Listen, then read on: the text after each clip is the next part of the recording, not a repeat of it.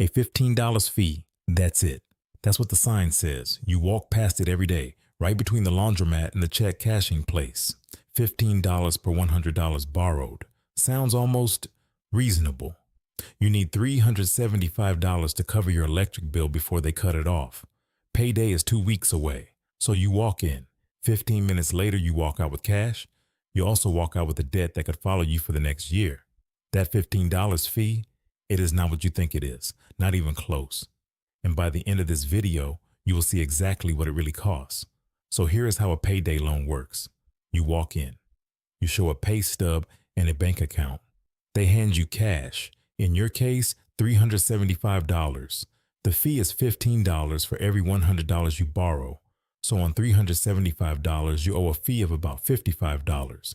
2 weeks from now, on your next payday, you owe $430 total.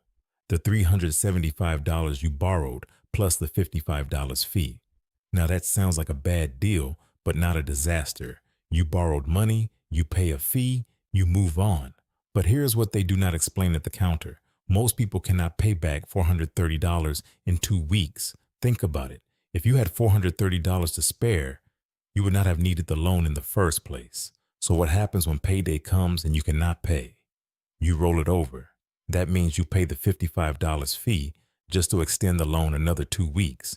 You do not pay down the $375 at all. You just pay the fee to keep the loan alive, and the clock resets. Another 2 weeks, another $55, and it keeps going. This rollover trap is the entire business model. It is not a side effect. It is the product. According to the Consumer Financial Protection Bureau, 80% of payday loans are rolled over or followed by another loan within 14 days. 80%. That means 4 out of every 5 people who walk in cannot pay it off on time. The average payday loan borrower is in debt for 5 months out of the year, not 2 weeks, 5 months. And here's why it traps you so perfectly. You're already short on cash. That is why you borrowed. Now payday comes, you get your check, but you also have rent due, groceries, gas, your phone bill, everything you needed that $375 for in the first place. It is all still there, so you have a choice.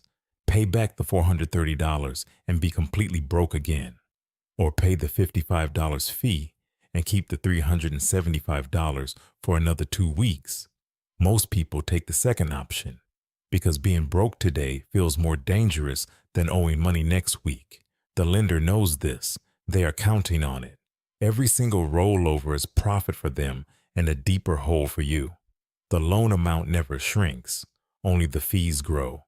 You're paying rent on someone else's money, and the rent never stops. Now let's run the actual numbers, because this is where it gets painful. You borrow $375. The fee is $55 every 2 weeks. After the first 2 weeks, you owe $55 in fees. Total paid so far, $55.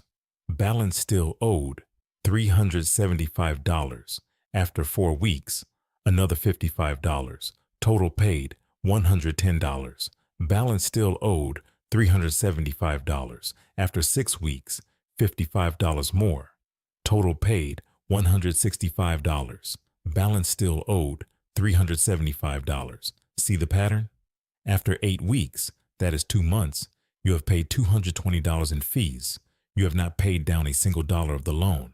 After 12 weeks, 3 months, you have paid $330 in fees. After 16 weeks, 4 months, you have paid $440 in fees. Stop right there. You have now paid $440 in fees on a $375 loan.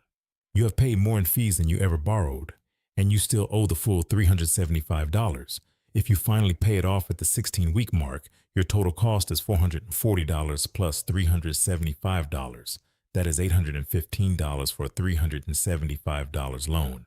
But the average borrower, they do not stop at 16 weeks. The typical borrower renews 8 times. That is $55 times 8. That is $440 in fees. Some go even longer. At 10 rollovers, you're at $550 in fees. At 12 rollovers, $660. Now let's talk about what that $15 per $100 fee actually translates to as an interest rate. On a yearly basis, that $15 fee equals a 391% annual percentage rate. Credit cards charge around 24%. A personal loan might be 10%. A payday loan charges 391%. That is not a typo. That is almost 400% interest on money you needed for your electric bill. So who is making money from this? Payday lenders collected over $900,000,000 in fees in a single year. $900,000,000, not from wealthy people, from people who could not cover a $400 emergency. The typical payday loan customer earns between $25,000 and $50,000 a year. Working people, people with jobs and bills and kids, and these stores are not randomly placed. Research from the Center for Responsible Lending shows that payday loan stores cluster in low-income neighborhoods and communities of color. There are more payday lenders in America than there are McDonald's locations. Think about that for a second. More payday loan stores than the biggest fast food chain on earth, and they are concentrated right where people are the most financially stressed. The business model depends on repeat customers, not one-time borrowers, repeat customers, people who come back again and again because they never escape the cycle. The industry lobbies hard to keep regulations loose. In some states, there is no cap on how many times you can roll over a loan. In others, the fee structure is barely regulated. This is not an accident. The system is designed this way. Every storefront, every fee structure, every 2-week window, it is all built around one reality. If you are desperate enough to walk in, you are likely desperate enough to come back. Now here's the objection you might be thinking. What am I supposed to do when I need the money right now? I cannot just not pay my electric bill, and that is fair. That is a real situation. Nobody is saying you are wrong for needing the money, but the solution is not to keep feeding the machine. It is to build a tiny wall between you and the next emergency. Step 1. Open a separate savings account, not connected to your main checking, a different account at a different place. Even an online bank with no fees. This account has one job: emergency only. Step 2. Start putting $25 a week into it. That is $3.57 a day, less than a gas station coffee. In 5 months, you have $500 sitting there. And here's why $500 matters. According to the Federal Reserve, 37% of Americans cannot cover a $400 emergency without borrowing. That is the exact gap payday lenders fill. A $500 buffer closes that gap. Step 3. If you are already in a payday loan right now, stop rolling it over. Contact the lender and ask about an extended payment plan. Federal rules require many lenders to offer one. You can pay the loan off in installments without additional fees. Some states also have programs through nonprofits and credit unions that offer emergency loans at 28% interest or less, not 391%, 28%. The difference between those two numbers is the difference between a tool and a trap.